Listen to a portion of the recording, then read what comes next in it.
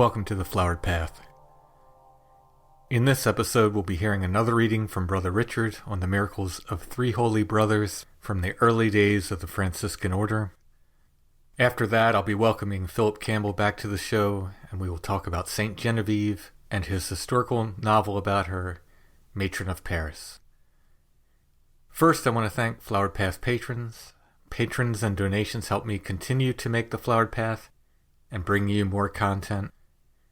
All patrons get regular episodes of the Flowered Path ad-free, often before they drop on the regular podcast feed.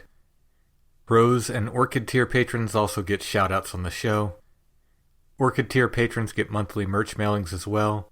To check out all of the patron options and benefits, and to help me to continue to make the Flowered Path, go to patreon.com/thefloweredpath. You can also find a PayPal link if you want to make a one-time donation. Just click the support button at thefloweredpath.com and look for the PayPal button that says donate. And now the news.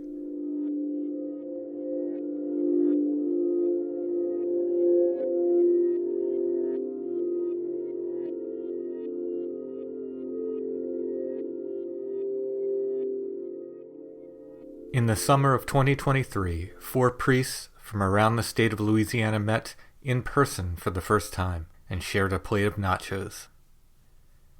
What these 4 men have in common is that they've each been appointed as an Episcopal delegate, a special role where they will lead the inquiry into the life of a potential saint. Father Peter Mangum, Father Taylor Reynolds, Father Mark Ledoux, and Father Travis Abadi represent the causes of 8 servants of God with ties to the state of Louisiana who are now under consideration for sainthood. Among these 8 persons are 5 priests, known unofficially as the Shreveport Martyrs, who died in 1873 while tending to victims of a dramatic yellow fever outbreak in Shreveport. The other candidates are Charlene Richard, a child who died of leukemia in 1959, who showed great faith and prayed diligently for others during her illness. Father Verbus Lafleur, a priest who served as a military chaplain in World War II and died at sea as a prisoner of war. And finally, Auguste Nanco Pelefigue, a humble and faithful layperson with a lifelong devotion to the League of the Sacred Heart. These 8 newer candidates now stand alongside other candidates also from Louisiana, such as Mother Henriette Delille. Mother Henriette was a woman of color who founded the Sisters of the Holy Family in 1836, now the second oldest surviving congregation of African American religious in the United States.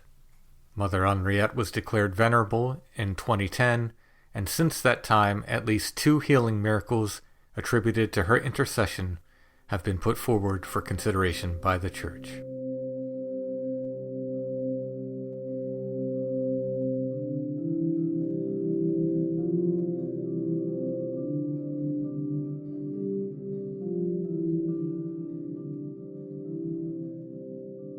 Of the beautiful miracles which God wrought through the holy friars, Brother Lucidus the Elder, Brother Bentivoglia, and Brother Peter of Monticello. Of old, the province of the March of Ancona was adorned even as is the sky with stars by holy and exemplary friars, who like the lights of heaven have illuminated and adorned the order of St. Francis and the world by both example and doctrine. Among them was firstly Friar Lucidus the Elder, who was truly resplendent with sanctity and burning with divine charity, whose glorious tongue, informed by the Holy Ghost, reaped marvellous fruits in his preachings. Another was Friar Bentivoglio of San Severino, who was seen of Friar Massio lifted up into the air for a great space, what time he was in a prayer in the forest, by reason of which miracle Friar Massio, being then a parish priest, left his parish and became a Franciscan, and was of such great sanctity that he wrought many miracles both in his life and after his death, and his body is buried at Muro. Once, while the aforesaid friar was sojourning alone at Travebonati to care for and serve a leper, he received orders from the bishop to depart thence and go to another place, the which place was 15 miles distant. But not wishing to abandon that leper, with great fervour of charity he took him and set him upon his back, and carried him between daybreak and the rising of the sun, the whole of that 15 miles, even to the place whither he was sent, which is called Monte San Vicino, the which journey, had he been an eagle, he could not have flown in so short a time. And at this divine miracle there was great wonder and amazement in all that country. Another was Friar Peter of Monticello, who was seen by Friars Servodio of Urbino, being then the guardian of the old place of Ancona, bodily raised from the ground 5 or 6 cubits, even unto the foot of the crucifix of the church before which he was praying. And this Friar Peter, one day when he was fasting with great devotion during the 40-day fast in honour of St. Michael the Archangel, on the last day of that fast was in the church in prayer, and was heard by a young friar who lay hidden behind the high altar, to the end that he might behold some manifestation of the sanctity of his brother, speaking with St. Michael the Archangel. And the words which they spake were these: St. Michael said, Brother Peter, you have laboured faithfully for me, and in many ways hast you afflicted your body. Behold, I am come to console you, and that thou may ask whatever grace thou wilt, and I am willing to obtain it for thee from God. Friar Peter made answer, Most holy Prince of the celestial armies, most faithful zealot of the divine honour, pitiful protector of souls, I ask of thee this grace, that thou obtain for me from God the pardon of my sins. St. Michael replied, Ask another grace, for this I shall most easily obtain for thee. And when Brother Peter asked him nothing else, the Archangel concluded, For the faith and devotion which you have towards me, I will obtain for you this grace which you demand, and many others. And when their speaking was ended, the which lasted for a long time, the Archangel St. Michael left, leaving Friar Peter full of consolation.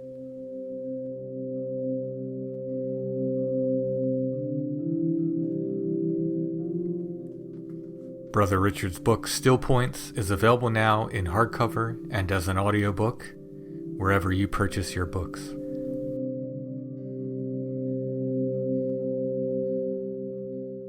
I'd like to welcome Phillip Campbell back to the show. How are you doing tonight, Phillip? I'm doing great. I'm really happy to be back on again. Yeah, happy to have you. Read 2 of your books here in a row and very much enjoyed them both. Awesome. So I'll read your bio again. It's a little introduction in case people didn't catch your last appearance. Phillip Campbell holds a BA in European History from Ave Maria University and a license in secondary education from Madonna University. He teaches history and economics for Homeschool Connections.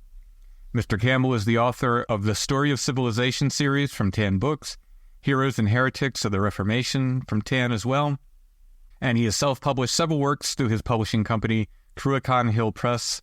His writings have also appeared in such publications as the St. Austin Review, the Distributist Review. He is a regular speaker at homeschool conferences around the United States. Mr. Campbell resides in southern Michigan. Tonight we're going to be talking about your other historical fiction book about saints, Matron of Paris, the story of Saint Genevieve. Yes, and I'm so thrilled that you wanted to bring me back to talk about this one because I really love this book. This one is special to me. Did you write this one or Wounds of Love first? I wrote Wounds of Love first, but they were immediately back to back. Like Tan, basically, we conceived these together as a pair. So we want to do a book about a male saint and a female saint. And basically, the week after I sent in the manuscript for Wounds of Love, I started writing this one. So there was no break between the two. So if you're choosing 2 saints, I mean, we had this sort of discussion about Padre Pio, about how he's sort of ubiquitous, at least in the modern Catholic Church. Yeah. Great choice. But what attracted you to the story of Saint Genevieve? Well, we had considerable discussions over which female saint to do. Initially, I wanted to do Saint Hildegard, and I'm hoping I still will do a book on Hildegard because she's fascinating. Oh, yeah. But one of my editors at TAN just kind of said, hey, I was reading my kids, like a little kid's book about Saint Genevieve, and her life was fascinating, and you should look into it. And I really didn't know anything about Genevieve at all. And so I looked her up, and I was just kind of blown away with the dramatic potential that her life had to be put into story form. Because even though, and we'll talk about it, this book has a lot more creative liberties than I took with Padre Pio since she lived so much longer ago. Mm-hmm. But the overall gist of the story is all historically accurate in terms of what she did. And I was just blown away by how much this woman accomplished and by all the great people that she knew and influenced. And I was like, my storyteller brain turned on, and I was like, this would make a phenomenal story. And plus, I think there's an issue when you're trying to write about women saints. In the history of the church, many of them are religious women. And if you're looking at like a cloistered sister like Saint Therese or Teresa of Avila, you're looking at writing a story about someone who entered the convent and spent their life there. And while that's a worthy thing in the spiritual life, obviously, and we venerate those people highly, in terms of turning that into a story to tell a kid, it doesn't give you a lot to work with in terms of like a plot. So I'm looking for saints whose lives have something that I can make a good narrative around. And I'm still growing as an author, so I'm hoping that I can learn to tell the stories of some of these contemplative saints better. But Genevieve's story just struck me as very exciting. And I was like, yes, this is what I want to write about. Well, you mentioned to me after our interview last time, we were talking a little bit when the recording wasn't running, and you mentioned to me that this book, Matron of Paris, was your personal favorite of anything you've written. So why is that? Yeah, well, a couple of reasons. Number one, it was so unexpected. Like this wasn't necessarily a book I chose. Like I just said, I didn't even know who I was going to write about, and someone else proposed it to me. So I kind of had the joy of discovering her afresh. And then secondly, because there was so much less known about the details of her life than Padre Pio, I felt like I could be more creative with it. And I felt like the creativity and her real story blended together so well. Padre Pio was great. There's one thing, Tim, I will never write a book about, which is like the Civil War, because there's so many people out there that study the Civil War right down to its mind, where I'd be so afraid that I write and they'd be like, hey, you said 153rd Regiment, and it was really 151st. Right. And you know what I mean? Yeah. They know every single thing about it, and I would never write about that because I'd be too afraid to mess it up. But with Genevieve, it was more of like a blank canvas. And I felt like I could take her life and I could really think about the spiritual themes that I wanted to get across to the young readers and really kind of paint a picture with it. And I just think it came out beautifully. It was like a lovely surprise that I wasn't ready for, that I didn't know was going to be in my writing life. And then it just kind of popped out. And I was so happy with the finished product. Oh, that's awesome. I kind of know what you mean, because when I do illustrations of the saints for the podcast, if it's somebody we have photos of, there's pressure to get that likeness because people know what they look like. Padre Pio, people know what he looked like. There's pressure to get that likeness down. With some of these historical saints, there's a lot more freedom to be creative and just kind of use the symbolism of their story in the illustration. So I very much kind of understand that freedom, that freedom to create that gives. Yes. I loved it. And just the finished product, like I said, this book was just unexpected in my kind of plans, and it just came together so well. So for listeners who aren't familiar, can you just give a brief overview of Saint Genevieve, her life, and some historical facts that we do know about her? Yeah, so Saint Genevieve is a French saint, although she was probably Roman. She was born at the cusp of the fall of the Roman Empire when Rome was transitioning into the early kingdoms of Western Europe. And so she lived in a little village called Nanterre, which is today a suburb of Paris. And she was born in the early 5th century, like the 430s probably.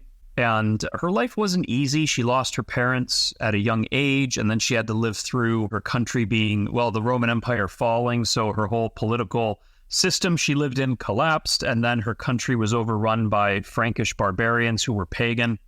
So she saw her country kind of devolve. It was a Christian France under the Romans, kind of devolved and went back to paganism. And then she entered religious life after having a experience with Saint Germanus of Auxerre, who came to preach in her village when she was a girl. And she identified her vocation when she was 8 years old, when Saint Germanus saw a glowing orb of light over her head at Mass while she was in the congregation. And he talked to her, and he told her that he thought she had a religious vocation, and she thought so too, but obviously she was too young. So she just kind of lived until she was, lived under her parents until she was 16. And then she was able to take vows, but then her parents died and she had to go to Paris. And then she gets involved in she becomes known for her sanctity, although not without opposition, which we'll talk about. But then she gets a reputation for holiness, and she gets mixed up with a lot of the political affairs of the time as the kingdom transfers into the power of the Franks. She's on speaking terms with multiple Frankish kings, and she becomes kind of like the de facto. In the book, I present her as like the de facto ruler of Paris during many years. And from what I could tell, this is accurate. There was a time when there was a lot of anarchy going on around her, and the people kind of looked to her as the leader of the city to give them judgments on what they should do. And at one point, they're going to abandon the entire city as an army approaches, and she makes the judgment call that they should stay in the city and pray instead, and they do, and everything turns out okay. That's one reason why I titled this book Matron of Paris, because for so many years she acted as the actual mother of the city and really was the spiritual leader, and sometimes the temporal leader as well, like she organized the defenses of the city during times of war. She provided for the relief of the city during a siege when they were starving. So she oversaw the construction of what would become an important basilica in the city. So she had a lot of clout, right? She lived to an advanced age, which is very unusual for that period in time. She lived into her 80s. And by that time, the Franks had converted to Christianity, and it was kind of on the cusp of the birth of the medieval civilization. So she's a real transitionary saint. When she's young, she's living in the Roman Empire, and by the time she's elderly, we're now in the Middle Ages. She spans two worlds, really. Can you imagine seeing all those changes, like living through those changes? Maybe we'll see more, actually. Yeah, well, yeah. I mean... Yeah, this was something that I really tried to think about, is what those changes would have been like. And so reading the book, I tried to encapsulate that sense of like, there's a lot of sense of like collapse, and things being reborn, and, what that would have been like for her. Yeah, that's sort of the theme of the book, this collapse and rebirth. Did you choose to kind of use that as the central theme? It just spoke to me naturally from her life. I mean, in one sense, like her parents died and she had to start over in another city. That was like a collapse and a rebirth. And then the Roman Empire fell and it got reborn as the Frankish kingdom. That was another rebirth. And then the pagan Franks, they all converted to Christianity, and she went from a pagan civilization to a Christian one. So it was even like a bigger collapse and rebirth. So it was like a series of expanding, like one world dying and another one being born. Mm-hmm. And that just kind of spoke to me about her story. I think it comes through in lots of the plot points in the book.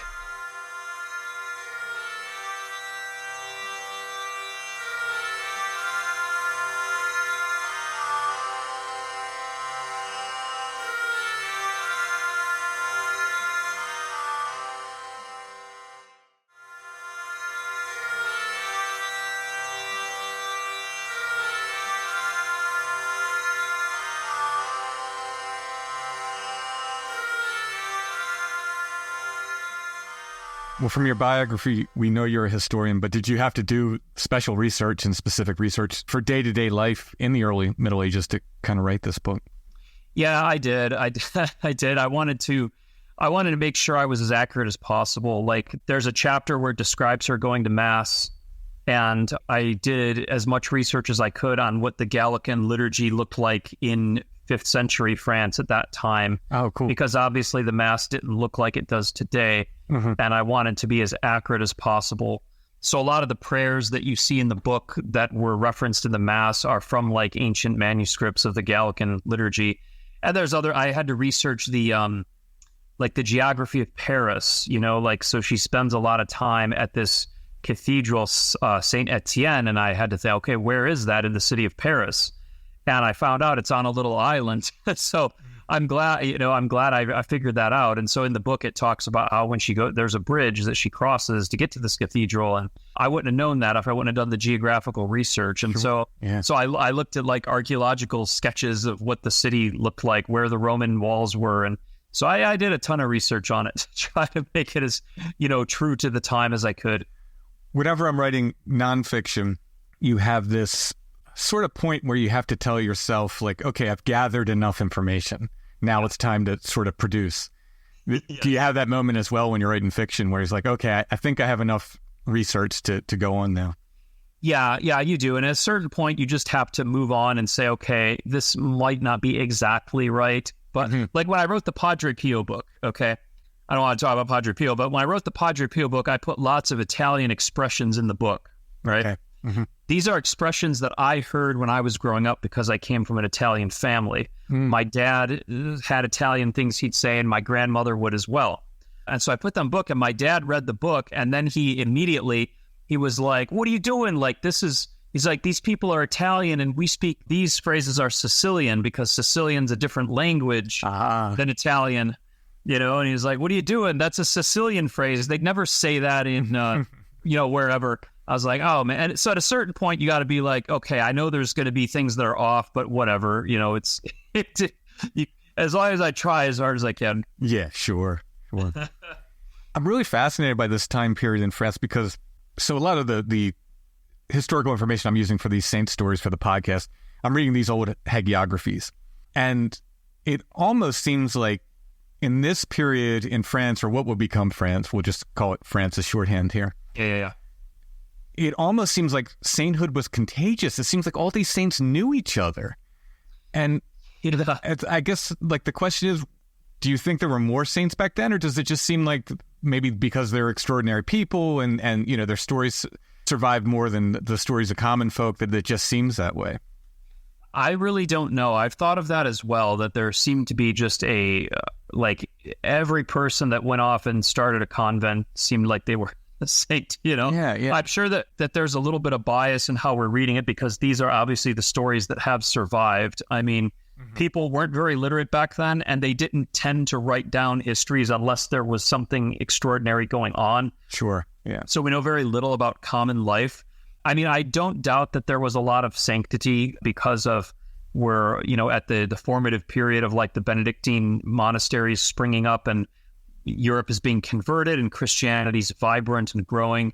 But I also think probably part of it is that these stories just tended to survive better. And so it gives the impression that everybody was saintly. But yes, a lot of these people did know each other, yeah, which is wild. Yeah, I mentioned to you that our very first episode of this podcast, I was talking about Saint Leonard.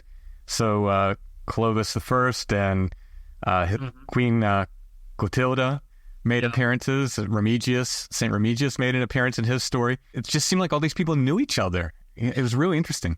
Yeah, so interesting connection. I put Saint Patrick in the book. Yes. And this, you'd asked me off the podcast if that was true or just historical license. That was historical license, but based on an interesting connection. So Genevieve discovered her vocation through Saint Germanus of Auxerre, who was one of the most noted, not only bishops, but like he was a trainer of missionaries. People came to his monastery to learn how to be missionaries. So he is the one that discovered Genevieve and told her she had a vocation, right? And he was also the teacher of Saint Patrick. So Patrick came to his monastery. And also, it is true that Saint Germanus helped provide clergy for the town and for the region during this time when clergy were scarce because of the upheavals. Now, we don't know who the clergy were that Germanus sent, but given that Patrick was one of his students, I thought it would be fun to make Patrick the clergyman that he sends out to Genevieve's village. And so there's this nice cameo where Patrick shows up, and I changed his name to Patricius so that it wasn't immediately apparent that it was him until he starts talking about his slavery in Ireland. And then hopefully the reader's like, oh, that's who it is. Yeah. Yeah, hey, just listen to, it was a radio play. I think it was, I'm trying to think who did it. It was a really good radio play on the life of St. Patrick I had just listened to before reading the book. So I was like, as soon as he popped up in the book, I was like... Yeah, and this is an interesting time in Patrick's life because we know a lot about how he got enslaved, and then we know a lot about his mission work in Ireland, but the in-between time is just kind of like, the histories will just say, then he studied for the priesthood and went back to Ireland. And that period actually encompassed like 20 years of his life. So for 20 years or so, he was in Gaul studying under Saint Germanus and these other people. And it's highly plausible that he might have met Saint Genevieve at some point, given her connection to Germanus. But yeah, she knew Saint Remigius, she knew Clovis. There's no direct record of her knowing Clotilda, but it's impossible that they didn't know each other, given that she knew Clovis so well.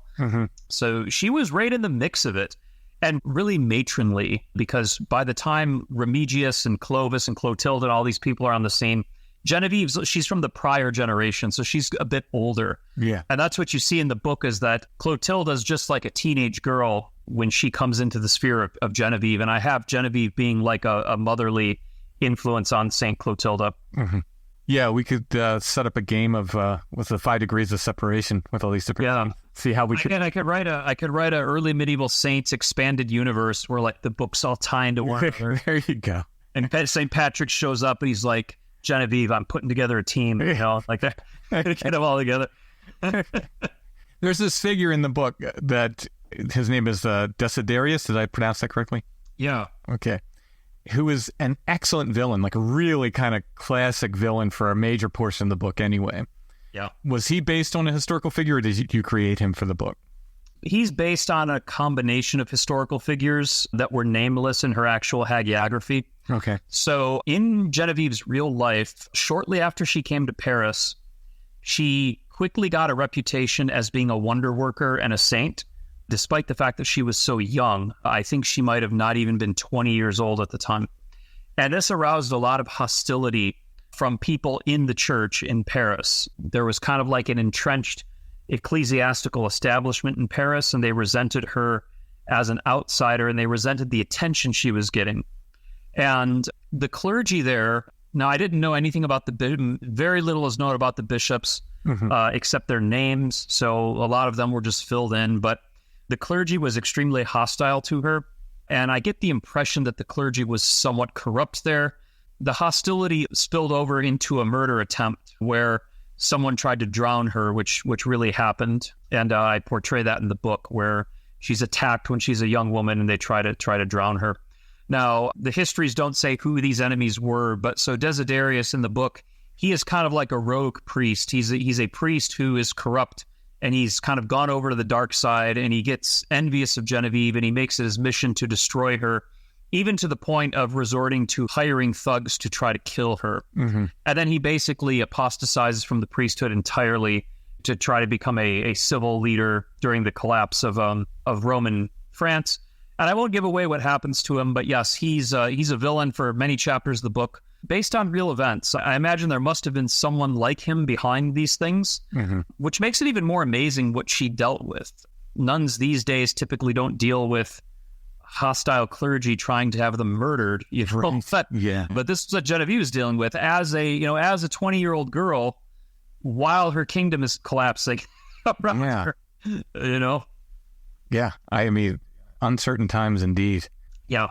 So she was a miracle worker, which is my favorite thing, I think, to talk about the saints, no matter who I'm talking about, is to get into the miracles.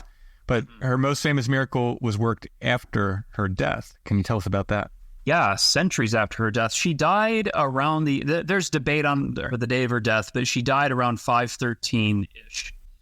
And she became the patron of Paris because of everything that she did on behalf of the city of Paris. She was the patron of that city. She was buried in a church that she herself had built, which later was named the Church of Saint Genevieve.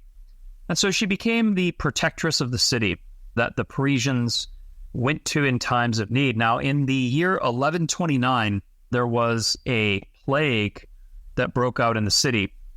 And it was a very serious plague that was killing thousands of people by the day in the city. And the archbishop decided to process with the relics of Saint Genevieve through the city and supplicate her help to end the plague. And so they took her relics out and put them in like a box, kind of like an Ark of the Covenant looking box that they held on poles, And they walked it through the city, and they pleaded with her because while she was alive, she had saved this city multiple times.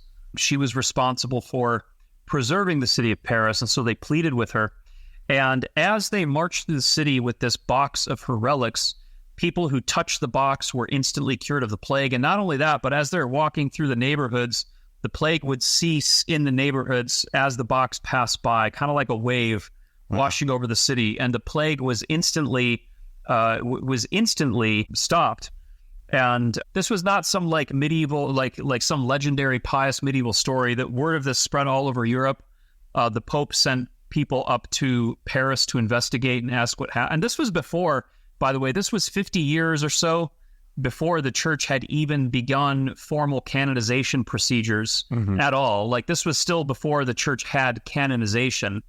But the Pope wanted to investigate. He sent people up to Paris to take documentation and ask what happened. And it was a bona fide miracle, and probably her most famous miracle, this miracle of Paris in 1125 or 1129. Yeah.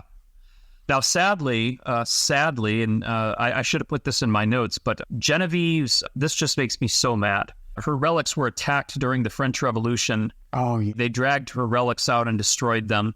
Now, pieces of them survived, and there is a fascinating story about the survival of her relics, and I don't remember all the details, so I don't want to say it. But as I recall, before her relics were taken, parts of them were saved by somebody, then spirited away, and then some civil officials hid them for 30 years, and then eventually they came back. So you can still venerate the relics of Genevieve, but I think it's only like her parts of her head, but her whole body was destroyed during the revolution in probably a supreme act of ingratitude.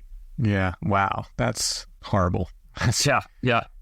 Well, we have these figures, these saintly figures from the past, and I think there's a temptation to look back and go, that was then. Neat story. How do you feel Genevieve's story has relevance today? Well, I feel like it has relevance in two ways. There's a couple messages in the book that I hope people take away from it. And the first one is just the collapse and rebirth, the challenging times theme. Genevieve lived in very challenging times, but it didn't stop her from fulfilling her vocation and from flourishing. You never see Genevieve saying things like, oh, if only the church was more like this, then I'd be better. Or if only my country would do this, then I'd have it all together. You know, she really believed that no matter what was going on in the world, that didn't change her fundamental obligations to God, right, and to her religious community. And so she has this marvelous ability to flourish in whatever circumstance she is in, regardless of what's going on around her. And we obviously have a lot going on in our country and in the church today. And I think it's tempting to say, like, if only the church was more on point with this message, then my spiritual life would be better, or then we'd have more saints or whatever. Well, everything we need to be a saint, we already have. Jesus has already entrusted to us. And the times that we live in are really just the kind of like the building blocks upon which we're supposed to build our sainthood. You know, we don't have an excuse. Genevieve, if anyone would have had an excuse, it would have been her. Like, with all the bad stuff that happened and everything that was going on in her world, if anyone had an excuse, just throw up their arms and say, I'm going to just be a brigand and rob people, you know, it would have been somebody living in that time. But she didn't. She really was a civilizing force that helped transition her culture in between two worlds. And we're probably all called to do the same thing as we transition to, you know, we're in a post-Christian world now, and who knows what the future will be. We can learn from this period that they lived through when their civilization was collapsing. But secondly, on a even bigger level, one of the themes in the book is that you just have to accept what life gives you. You know, this is related to the first one. And Genevieve's not, you know, one thing, I don't remember if we talked about this with Padre Pio, but one thing I noticed about saint books is they fall into one of two extremes. They either present the saint as so holy and flawless that you can't relate to them, or they try to be like, hey guys, he's just like you. He's just a regular dude. He's a slob like you are, you know? And you see this in a lot of modern movies where they try to be like, oh, this saint he actually has a crisis of faith and he's not even sure if he believes. And, you know, in these Hollywood movies about saints. And so I really wanted to portray Genevieve's sanctity and her holiness, but also not negate her real struggles that she must have gone through. And the way I did that was by just focusing on this classic Catholic idea of resignation to divine providence, that whatever happens in your life, you need to come to terms with it. It's no good just wishing something else would happen. It's no good trying to exchange your cross for other crosses, you know? In the book, there's a scene where Clotilda, when she's just a young girl, she's being betrothed to Clovis, which is a frightful thing because Clovis is a pagan. Yeah. And not only is a pagan, he's a very rough around the edges pagan. He's like a barbarian. You know, he's your quintessential barbarian. And Clotilda is a Christian princess being sent to a strange land to marry him when she's just a teenager. And there's a beautiful scene where Genevieve is sent in to console her, and they have a talk about acceptance of God's will. And so I think that's another message too, is that, we might not like our circumstances and we don't have to like them, but it says in the gospel that God makes the rain fall on the just and the unjust. And, if the rain's falling on you, you have to deal with it. You can get an umbrella, you can go indoors, whatever, but you got to deal with your reality, Yep. And that's a big message in the book, is dealing with your reality and kind of not trying to hide from it. And she does. And she has another quality that I see in heroes, whether it's Captain America or people that really, real life people and these saints and so forth, these people from history that really existed. And that is a decisiveness that's guided by an inner goodness. Now, in the case of Saint Genevieve, we can say that goodness came from her relationship to God and to the church. I believe that's an important part of any hero, that the willingness to make the hard decision, but guided by goodness. That's such a beautiful way to phrase it. Decisiveness guided by their inner goodness. Mm-hmm. Yeah. And that really comes through when you read the lives of any saint, is they have this innate ordering towards the good, and it drives what they do, and it gives them a decisiveness that maybe for many of us, we might be more vacillating. Right. Like in the book, there's a part where the city of Paris, they are being starved out during a siege, and Genevieve wants to try to extend an olive branch to the besiegers to spare the life of the people in the city, and she says, I'm going to go out of the city and ask them for food. And they're like, are you insane? Like, A, you're just a bunch of nuns, like you're going to be taken away or something. Right. And B, like, why would they give us food, And she does. She goes out by herself with some nuns without an armed escort, crosses the enemy lines, and she makes an impression on King Childeric of the Franks, and he gives them food, and it's successful. But impressive as that is, what's more impressive is that there was never a doubt in her mind that this was what she should do. Mm-hmm. Once she came to the decision, that was it.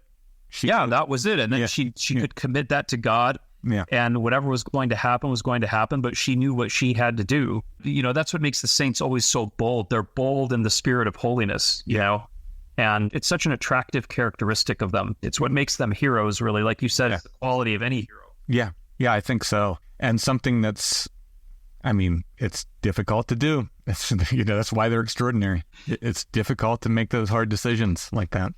Yeah, it is. And one thing I got from reading Genevieve's story is she was anything but vacillating. She was docile to God, but not before people. Right, yeah. She was decisive. And, there's a reason why in the whole city of Paris, they look to her as a leader. Mm-hmm. Yeah. And that impression she made on the Franks lasted many years and through succeeding generations, to the point where she was given deference. They weren't even Christian. She sort of earned their respect and deference. Yeah, and there was situations, and I kind of hint at some of these in the book, there were situations where just by the respect that she commanded, by her presence and her character, she could go to these leaders of the Franks and say, like, I heard that you took, 20 people captive. I'd like you to release them. Or you took this church building, please give it back. And they would. They held her in reverence. And they had a little bit of a superstitious fear of this holy woman that had wonder-working powers. Sure. They were afraid of what she could do with her magic, or however they viewed it. But yeah, they deferred to her tremendously. And just the impact that even like that miracle we talked about 6 centuries after the fact, that when the city was in trouble, they thought, oh, of course, we'll turn to Genevieve. Mm-hmm. Well, I mentioned to you when we were talking about Wounds of Love that I didn't feel like, even though it's technically a young adult book, that I didn't feel like you were talking down to me or writing down to me, and as the case would be. I felt that even less in Matron of Paris. I think that it's a fabulous book for all ages. I thought it was really a page turner. I was really got to it quickly. Love the story. So thank you for writing it. Oh, you're welcome. I really would encourage your listeners to get a hold of this one. I mean, I say that about all my books, but but yeah, this is my favorite. I poured so much thought and study and like my own kind of insights about the human condition into it. It just came together beautifully, and God really blessed the writing. And I just, I would strongly encourage everyone to get it, especially if you're struggling with like the darkness of what's going on in the world and you want something that's kind of uplifting, but not in a Pollyanna way that still manages to grapple with the darkness, but still come out on the light side. This is the book for you. Yeah, and great for, like I said, young adult through adults. I think any adult could read this and not think it was something juvenile. So that's great. Yeah. So what can we expect next from you? Well, I've got a couple of things I'm working on right now. I have a very large nonfiction book on the church's history with science coming out in the spring of 2024 from Our Sunday Visitor. And I also have if you're looking for a good Catholic history of Ireland, I have something like that coming out in the near future. Oh, cool. And then if you're looking forward to more of these saint stories, more of these historical fiction ones, I am in the preliminary stages of writing one about it. This is the first public announcement of it, Tim. So right here on your program, I'm announcing this. The next one I'm writing will be Saint Valentine. Oh, nice. Because there are no books about Saint Valentine, you know, and he's such a legendary figure. Oh, yeah. We got this holiday, and I wanted to write something that ties together this historical martyr and also these themes of like love and sacrifice and the holiday and everything. So I'm hoping to have that at least. Getting it out by Valentine's Day is going to be a trick, but right. I'm trying to get through it. But anyhow, that's what's next. Awesome. That's great. I'm looking forward to that. You want to give your website again for our listeners? Yeah, www.phillipcampbell.net. That's Philip with 2 L's, phillipcampbell.net. And you can follow me on Facebook. Just look up Phillip Campbell, author, teacher, and you will find me there. Awesome. And Cruachan Hill Press is your publishing company as well. People can find that. Yeah, cruachanhill.com. CRUACHAN hill.com. All right. Phil, thank you so much for coming back to the Flowered Path, and I hope to talk to you again. Yeah, great conversation, Tim. Thank you.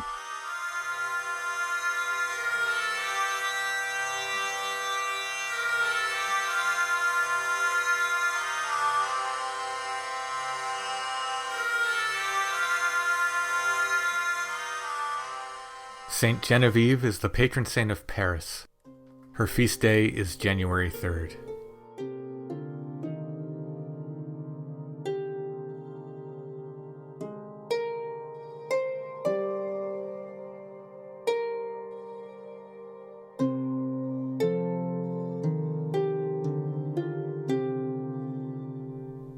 Just a reminder about the Etsy shop my wife and I run.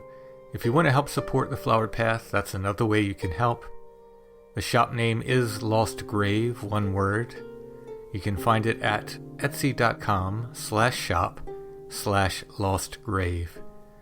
You'll see a bunch of merch from my other podcasts there, Strange Familiars, along with artwork and books I've written on topics related to that show. But you can also find a Flowered Path section there, where I have handmade paracord rosaries. And when I find books and other things related to the topics we cover here, I put those there as well. The Flowered Path t-shirts are also there.